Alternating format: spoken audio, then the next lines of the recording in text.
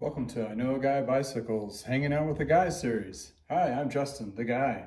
So today we're going to start a series of what to look for when you're buying a used bike.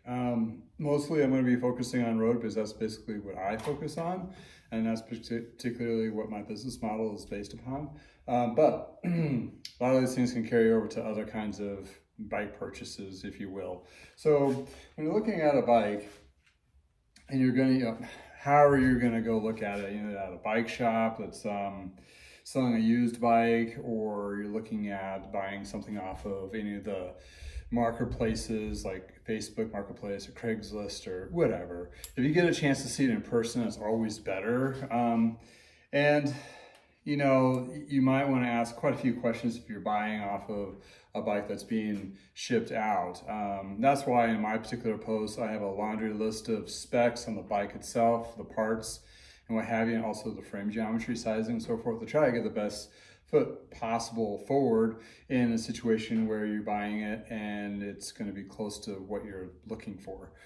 But as when you're looking in person, there's a list of things that I do when I go through them, and I just inherently do this because it's kind of based upon when I used to check in bikes for service, that kind of thing, to assess what's needed to be done and replaced and so forth. I have a blog that I have been reposting several times that's 20 different things to look for. So in this particular video, we're going to start with number one. Number one is going to be the tires and the wheels, and to inspect those. So not everybody's going to have a stand to hang this up when you get to look at the bike. But when you're looking for a used bike and they're saying it's tuned up and ready to go, and you're not looking for like a project bike, you want a bike that you're just going to ride out of the gate, the odds are against you, just to tell you the truth. But there are a few out there, like a 2%er, or maybe 8% that actually can ride, but there's stuff that needs to be done. But it is kind of hard to do when you're in the field of doing this without having a stand. But you still want to be able to test ride the bike if you're definitely going to consider riding it right out of the gate. And if they don't have the tires aired up, that's a big red flag. It could be sheer laziness, or they don't have a pump, or whatever. They may come up with 100 different excuses. But you're there, that's one of the questions. If you're gonna make the trip to wherever they're at, it's like, is it rideable? Like, are the tires aired out? That's like number one question. That is one thing just to ride it. But for inspection, when you look at road tires, or all tires, you wanna look and see like the age of the tire. And some of the gum walls, like these here, will start showing a thinning. We call it dry rot, or a thinning, or cross-checking on this particular style of tire, where it's like, the tread might be still good, but the sides might be on the point of ready to be compromised, kind of thing. And the rear tire is going to take more of the wear than the front. And that's with all bikes, pretty much. Because the load bearing and the torque is basically on the back. This is just a rolling surface up front.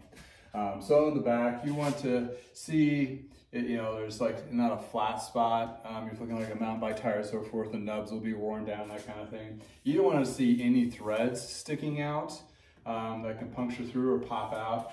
And definitely spin it and inspect the whole tire on each side. Just kind of see if there's any blemishes. And if you do hold it up and you're able to spin it, and you kind of just look at the top part, see if there's any hops, and this also line, it'll be on both sides. You want them to be even all the way around. And you want that, perfect arc to the actual tire itself. And you don't want to see like dry rot, which looks like just a whole bunch of little cracks, that kind of thing. And when the tire is actually off and you pinch it, you can actually see those cracks a little bit easier. But anywho, that's what you want to start looking for in the tire inspection. And make sure they're aired up. Make sure the valves are not bent or any of that, or compromised or broken off, because you can still air them up, but they're broken off. Okay, those are kind of, in a perspective of bike parts, that's an inexpensive fix. You can get a new tires. A lot of people are going to change their tires anyway because they have a preference sometimes, or tubes. And that's kind of it's one of those things you're going to go through. It's going to be a usable thing, expendable, I forget the word, but it's one of those things that you're just going to be using. So that's, the tubes or something in there, but you still want to be able to test ride it. So, okay, we looked over the tires look good. Okay, the next step is the rim. And you want to look at the rim, and I have a couple of blogs on different rims. You want the rims to be pretty much smooth all the way down. Maybe even seeing the machining from the manufacturer would be even good. But if they're worn, you don't want to see them concaved. If they're concaved in on the rim wall, that means it's been compressed a lot and they're wearing. And eventually these rim walls will wear out. You'll see more of those on the mountain bikes because there's more contaminants and so forth that get in that rim wall area, but it still happens on road bikes too. So you want to look at that, but also the biggest thing is you want to make sure there's no major hops or wiggles back and forth when you spin it. And by eyeballing it, you can just use the brake pad itself. It could have a little bit in which we can actually chew as a mechanic, but if it's really going wonky or if there's a dip or a big gouge, red flag. That means you're probably going to have to get a new wheel. Also, talking about wheels themselves, I'm a matchy-matchy person. I want to make sure the front and the rear match. Some people, they switch out for various reasons, like they had a bad rear wheel or whatever. They ran over the car, who knows. But the wheel itself, if they're not matched, you ask them why. It's like, well, did you switch out the rear wheel or the front wheel or whatever? And if it's not to spec, that's another thing too to watch out for. Because, you know, it could be something that may have been the replace of the rear wheel, but they didn't inspect the frame and you had a big old gouge in the frame and they didn't even notice it or whatever the case may be. But when you're looking at the rim, yeah, you want them to be kind of matching, and also the front. The rear is going to take more of the hits because more of your weight, again, is on the back. That's where you get more wear on the tire, and also the more torque is on the rear. And, you know, if you get a flat real quick, like you hit something really sharp, your weight of your body is going to thunk that rim right onto the surface of the concrete or whatever. So you want to make sure it's not, you don't see any major abrasions or so forth on the rim itself when it flats out from those flats. And it usually takes more of a hit. Like this guy has a little crooked little spoke here. Depending on how it's compromised, something may have gotten caught in here. So that's something, you know, to kind of look at. So rims are supposed to be center, smooth, no wobbles back and forth or hops up and down. So if that checks out on both front and rear, then definitely check out the front too. The next step would be the hubs. So looking at the whole wheel, you're looking at the hub too. And if you know how to use a quick release, don't be afraid of popping that wheel off. And quick release is just a lever that flips over and you unscrew it to drop it out. And the reason being is you can't really tell when smoothing is on the bike how smooth it is, but you can check it by hand. And what you're looking for is smooth, but not loose.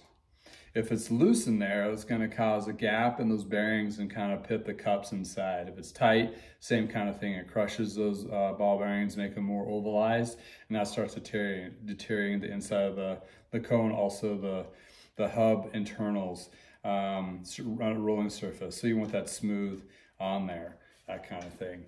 And yeah, that way you can take that off the front and also the rear. And again, the rear is probably a little more important because it does have more of the tension on it. You want it to be smooth and no wiggles. So in this case, the wheels look good, hubs are smooth, there's no gap or wiggles to it, and it's fine. Things like this, like a broken pie thing, I usually pitch these anyway, particularly in the vintage I work with or any older. They'll break because they're brittle from the sun, and that could cause a hazard if it catches into your drivetrain. So I just pitch these things. The reason these are here is to prevent that derailleur from going into the wheel. If its derailleur is adjusted correctly, you don't need these. That's just a standard precaution of keeping people from damaging the wheels or getting hurt and that kind of thing is from the manufacturers.